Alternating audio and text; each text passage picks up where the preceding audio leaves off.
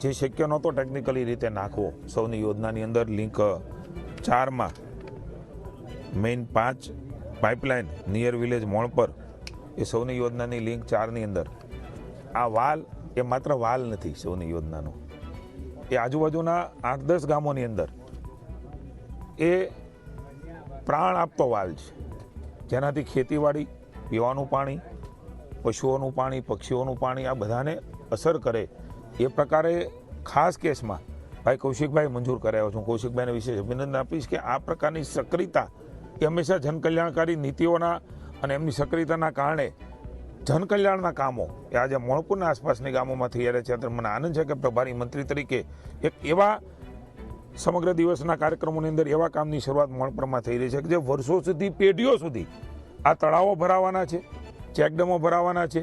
જે ખેડૂતોની વર્ષોથી માંગણી હતી કે સૌની યોજનાના પાણીનો મોણપુરને પણ લાભ મળે, જે તે સમયે પહેલી વખતે માંગણી કરી, પણ જ્યારે ટેકનિકલી ઇસ્યુ આવવાથી મોણપુરનો વાલ નામંજૂર થયો હતો.